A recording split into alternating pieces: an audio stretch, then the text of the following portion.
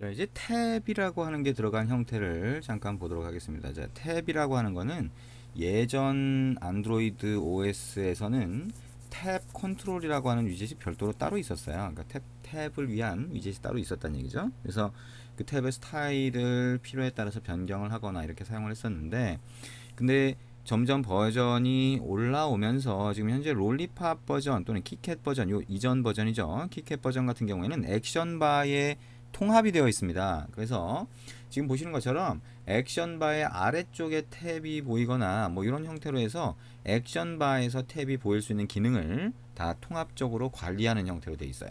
그래서 여기 있는 탭 버튼을 클릭했을 때 탭의 모양이 보이는 건데, 롤리팝으로 오면서 사실 이 액션바가 툴바라고 하는 기능을 같이 포함시키기 위해서 이 탭이라고 하는 거를 사실 액션바 안에서 쓰는 거는 권장하지 않습니다. 그래서 사실 여러분들이 이 액션바라고 하는 걸 하면서 탭의 기능을 같이 보게 되는데 일단 이전에 사용하던 방식, 키캣을 사용하던 방식처럼 액션바에 탭 기능을 그대로 쓰는 것도 가능은 하지만 롤리팝 버전부터는 탭이라고 하는 건 그냥 별도로 구성하는 것을 권장을 합니다. 그래서 샘플 프로젝트에 있는 거는 별도의 라이브러리를 써서 탭의 기능을 구현하는 거고요. 뷰 페이지하고 같이 붙여서.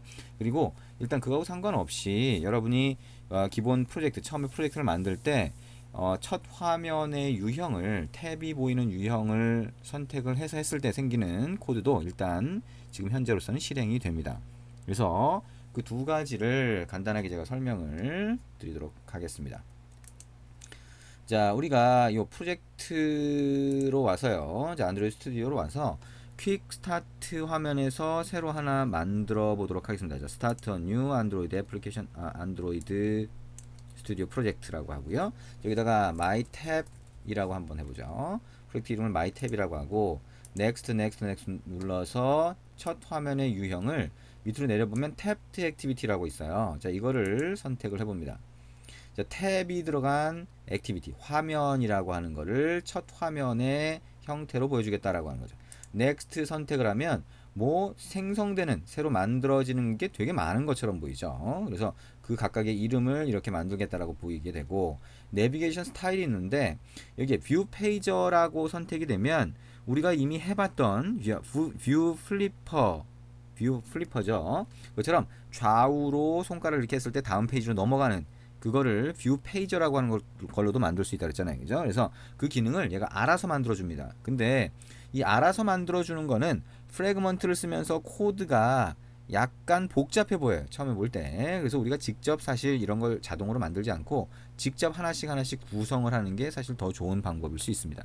근데 어쨌든 뷰 페이저를 쓰는 화면으로 만들 수도 있고요. 이걸 선택을 하면 탭이 들어간 거를 이렇게 이 모양처럼 만들 수가 있습니다. 자, 이걸 선택을 해보죠. 그리고 피니쉬를 눌러보면 새로운 프로젝트가 만들어지고 거기에는 탭이 들어간 화면이 보이게 됩니다.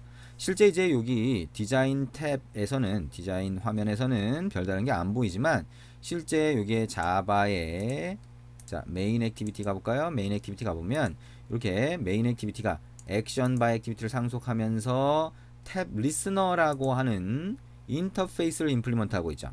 그리고 여기 보면 뷰 페이저라고 하는 객체를 사용을 하고요. 그 다음에 그 어댑터를 위해서 섹션스 페이저 어댑터라고 하는 거를 이렇게 사용을 하고 있습니다. 섹션스 페이저 어댑터라고 하는 거는 밑에 내려가 보면 이렇게 클래스로 별도로 정의가 돼 있어요. 그래서 프래그먼트 페이지 어댑터라고 하는 걸 쓰는 거죠. 도대체 뭔 소린지 굉장히 복잡해 보이죠? 근데 자, 이게 결국에는 탭이라고 하는 걸 만들기 위한 코드들이에요. 많은 코드들을 자동으로 만들어줬다라고 하는 건 좋지만 실제로 이런 코드들을 하나씩 해석하면서 가보려고 하면 좀 복잡하게 보이는 것은 어쩔 수가 없습니다.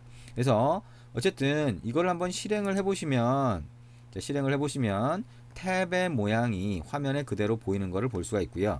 이 탭은 얘기했던 것처럼 여기는 액션 바라고 하는 거를 우리가 서포트 패키지를 사용을 하는 경우에는 get action bar가 아니라 get support action bar라고 하는 메소드를 이용해서 참조할 수가 있는데, 자, get support action bar라고 하는 걸 통해서 액션 바 객체를 참조를 한 다음에 여기 보면 내비게이션 모드를 내비게이션 모드 탭스라고 하는 걸로 설정을 하죠. 자, 근데 여기 가운데 줄 간 거가 보이죠? 그래서 얘기한 것처럼 자, 이거 자체가 deprecated 권장하지 않는다는 겁니다. 그럼에도 동작을 하니까 사용을 해도 무방해요. 근데 얘기했던 것처럼 액션바가 툴바 기능까지 사용을 해야 되다 보니까 액션바의 기능이 이제 다시 축소되고 있습니다. 그래서 여기에 있는 이 기능보다는 외부 라이브러리를 쓰거나 다른 방식을 쓰는 것을 현재는 권장을 합니다. 어쨌거나 자, 여기에 자, 뷰 페이저를 써서 화면을 만들었다. 탭 화면을 만들었다는 거고요. 자, 실행을 해보면 이렇게 탭 화면이 보이는 것을 알 수가 있습니다. 자, 그래서 이 각각을 자, 이렇게 하면 손으로 끌어당겨도 뷰 페이저처럼 움직이면서 위에 탭 모양이 보이는 걸 볼 수가 있죠. 자, 이렇게 구성을 하셔도 된다는 거고요. 이 각각의 화면, 탭을 선택했을 때 보이는 각각의 화면은 여기 밑으로 가보시면 여기에 프래그먼트라고 하는 플레이스홀더 프래그먼트라고 하는 거를 뉴 인스턴스라고 해서 프래그먼트의 각각의 객체로 만들어서 각각의 화면이 하나의 프래그먼트인 거예요. 그래서 각각이 프래그먼트라고 하는 화면으로 구성된다라고 보시면 됩니다. 자, 프래그먼트라고 하는 거에 대해서 점점 이제 코드가 많아지게 되면 복잡하게 생각하시는 분들이 있어요. 그래서 사실 오프라인 강의나 이런 경우에는 프래그먼트를 좀 더 자세하게 설명을 합니다. 그래서 나중에는 이제 점점 프래그먼트에 익숙해지는 게 필요하고요. 이 책에서도 뒤에 나가면서 필요하면 프래그먼트에 대해서 조금 더 설명할 수 있도록 그렇게 하겠습니다. 프래그먼트의 뭐 이벤트 처리라든가 데이터를 어떻게 다른 프래그먼트로 전달한다거나 아니면 액티비티를 전달하고 액티비티에서 전달받는 방법 뭐 이런 것들이 전부 다 프래그먼트의 기본 기능이라고 할 수가 있고요. 프래그먼트의 수명 주기라든가 뭐 이런 것들 전부 다 여러분들이 연습을 해봐야 프래그먼트에 좀 더 익숙해질 수가 있습니다. 그리고 이렇게 뷰 페이저나 이런 경우에 프래그먼트가 좀 더 복잡하게 사용이 되잖아요. 그래서 프래그먼트는 이제 점점 많이 쓰게 되니까 좀 익숙해 주시면 좋을 것 같습니다. 일단은 예전에 설명했던 프래그먼트의 가장 기본적인 기능을 몇 번 쓰면서 일단 그 부분이라도 익숙해지는 게 일단 필요할 것 같아요. 자, 이게 탭이라고 하는 부분인데요. 이 탭을 자, 그 샘플 프로젝트에 보시면 책에 있는 내용과 샘플 프로젝트를 보시면 이렇게 구성하지 않습니다. 그죠? 이렇게 구성하지 않고 직접 각각의 화면을 프래그먼트로 만들고 그 다음에 서드 파티 라이브러리를 써서 구성을 합니다. 머티리얼 탭스라고 하는 그 서드 파티 라이브러리를 쓰는 거를 볼 수가 있어요. 그래서 그 내용은 어떻게 만들어지는 거냐 한번 볼게요. 자, 우리가 여기서 일단 마이 탭이라고 만든 프로젝트에서 나가려면 클로즈 프로젝트를 누르면 퀵스타트 화면으로 나가잖아요. 근데 그거 말고 여기서 바로 뉴 프로젝트 이렇게 눌러서 새로운 프로젝트 만들 수도 있죠. 이렇게 한번 만들어 볼게요. 이번에는 자, 여기에 뉴 프로젝트라고 해서 애플리케이션 네임에 마이 탭 2라고 해서 한번 넣어 볼게요. 그 다음에 넥스트 자, 넥스트 그 다음에 아까 같이 탭드 액티비티가 아니라 그냥 블랭크 액티비티 예전처럼 블랭크 액티비티 선택하고 피니시 누릅니다. 자, 그러면 자, 새로운 프로젝트가 하나 만들어지겠죠. 그래서 지금 보시면 자, 이 화면이 두 개가 됩니다. 그죠? 자, 프로젝트 각각을 두 개의 안드로이드 스튜디오 화면으로 띄운 겁니다. 자, 가끔씩 안드로이드 스튜디오 화면을 여러 개 프로젝트를 동시에 좀 띄워놓을 수 없나요? 이렇게 질문하시는 분들이 있는데요. 이렇게 띄워도 되고요. 아니면 여기에 파일에 가보시면 자, 자, 지금은 이제 프로젝트가 다 떠있고 이전에 만든 게 제가 다 지워버려서 그런데 기존에 만들었던 한번 실행했던 프로젝트가 있으면 리오픈 프로젝트가 뜹니다. 그래서 여기에 기존 프로젝트들이 보이는데요. 그거에서 오른쪽 마우스 버튼 눌러서 그거를 새로운 화면으로 띄울 건지 선택을 할 수가 있습니다. 그렇게 띄우셔도 돼요. 어쨌든 마이탭2라고 만들었고요. 여기에다가 우리가 그 샘플 프로젝트에 보면 라이브러리 머티리얼 탭스라고 하는 서드 파티 라이브러리 있습니다. 그거를 안드로이드 스튜디오는 모듈이라고 불러요. 기존에 이클립스 쓰시던 분들은 라이브러리 프로젝트라고 불렀잖아요. 이거를 여기서는 모듈이라고 부릅니다. 그래서 이게 파일에 보시면 여기에 임포트 모듈이라고 있어요. 이거를 클릭을 하시고 소스 디렉토리 선택을 하는데요. 제가 라이브러리 머티리얼 탭스라고 하는 그 모듈을 자, 유저스 밑에 유저 밑에다가 일단 갖다 놨습니다.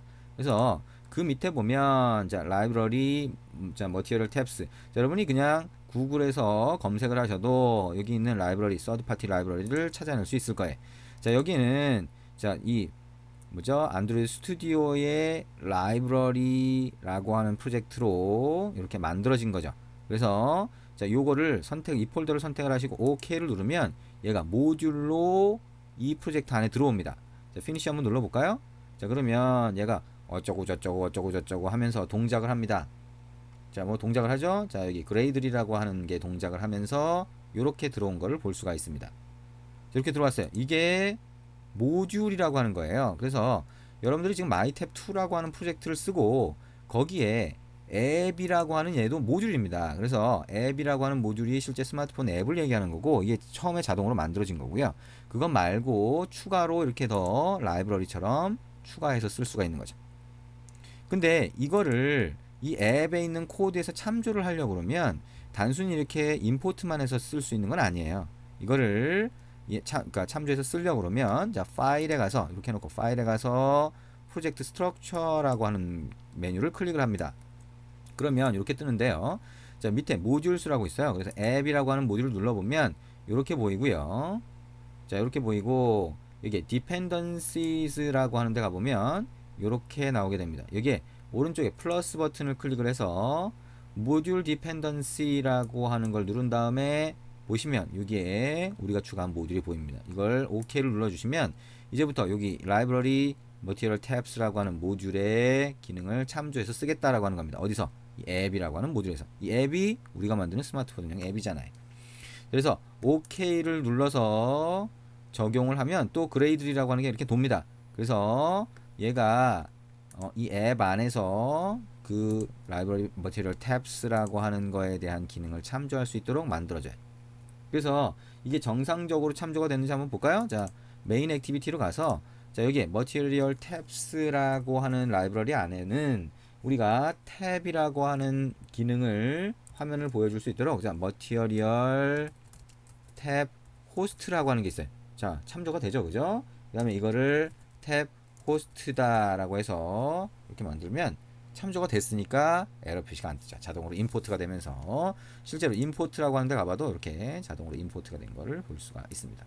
그래서 이렇게 해서 그 샘플 프로젝트에 있는 코드들, 자, XML 레이아웃도 탭 모양으로 만들어줘야 되고요. 그 다음에 코드도 넣어줘야 됩니다. 그래서 그런 형태로 만들 수 있다는 거고요. 책에 보셔도 이렇게 외부 라이브러리 모듈을 안드로이드 스튜디오 안으로 어떻게 가져오는지에 대한 설명이 들어가 있습니다. 그래서 책을 보시면서 자, 탭이라고 하는 거 구성하는 방법 한번 보시면 되고요. 얘기한 것처럼 지금 서드파티 라이브러리를 써서 하는 방법도 있고요. 아니면 기존처럼 키캣 버전, 롤리팝 이전에 쓰던 방식처럼 자, 액션바에서 사용하는 액션바에서 제공하는 탭의 기능을 그대로 쓰셔도 된다라고 생각하시면 됩니다. 아직도 이제 우리가 탭 기능을 의외로 많이 써요. 그죠? 간단하게 사용자가 직관적으로 보면서 선택할 수 있는 화면 종류를 보여줄 수 있기 때문에 자, 탭이라고 하는 걸 많이 쓰니까요. 자, 이거 한번 잘 생각을 해보시면 됩니다. 자, 그 다음에 우리가 키패드라고 하는 거 잠깐 볼 겁니다. 자, 키패드라고 하는 거 어떻게 설정하는지 보는데요. 자, 여기서 중요한 건 뭐냐? 자, 여기 뭐 볼 필요 없이 그냥 안드로이드 스튜디오 가서 잠깐 설명을 드릴게요. 자, 우리가 여기 탭 쓰는 기능 요거는 이제 여러분들이 하시면 되고요. 여기에 자, RES 밑에 activity main.xml로 가서 만약에 이 화면에 이 텍스트를 없애고요. 저기 입력 상자를 한번 넣는다고 보죠. 그래서 입력 상자라고 하는 거 이 밑에 보면 텍스트 필드라고 해서 자, 플레인 텍스트 이렇게 들어가 있죠. 그래서 플레인 텍스트가 이렇게 들어가는데 자, 양쪽으로 이렇게 입력 상자를 좌우 영역을 다 차지하도록 한번 만들어 볼 수 있겠죠. 뭐가 이렇게 잘 안되죠. 네. 갖다 놓기가 힘드네요. 네. 자, 이거를 텍스트로 가서 네, 직접 바꿔 보도록 하겠습니다. 자, 우리가 이 코드상에서 그냥 자, 이걸 리니어 레이아웃으로 한번 바꿔 볼게요. 자, 리니어 레이아웃으로 바꾸고 나머지 이 안에 있는 것들은 전부 다 없애버리고 자, 여기에 리니어 레이아웃이니까 안드로이드 땡땡 오리엔테이션이라고 해서 버티컬로 하고 그 다음에 이거를 가로 방향을 매치 패런트로 하면 가로를 꽉 채운 입력 상자가 하나 나오겠죠. 이렇게 그쵸? 입력 상자가 하나 나오고 이 입력 상자 실제 실행을 해놓고 이 입력 상자의 마우스 커서 마우스니까 여기 그죠? PC는 마우스니까. 근데 손가락을 딱 터치를 하면 어떻게 돼? 아래쪽에서 키패드가 올라오죠. 근데 이 키패드가 올라오는 종류를 바꾸고 싶다라고 했을 때 어떻게 하냐를 지금 얘기를 하는 겁니다. 그래서 종류를 바꿔줄 수 있는데요. 여기 있는 인풋 타입이라고 하는 속성만 바꿔주시면 돼요. 무슨 얘기냐? 인풋 타입에 보시면 자, 이렇게 돼 있어요. 그래서 예를 들어서 여러분이 숫자 키패드를 띄우고 싶다라고 하게 되면 여기에 있는 넘버라고 하는 요거를 체크를 하시면 자, 원본 XML 코드로 가보면 에디트 텍스트의 인풋 타입이라고 하는 속성이 넘버로 되죠. 그리고 이거를 실제 실행을 해보면 실행을 해서 입력 상자에 손을 터치를 해보면 키패드가 자동으로 뜨는데 그게 숫자 키패드가 뜨게 됩니다.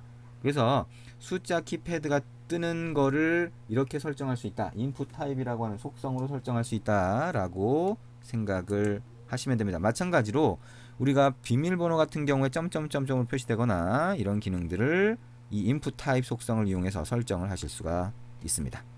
자, 오늘은 여기까지 하도록 하겠습니다. 수고하셨습니다.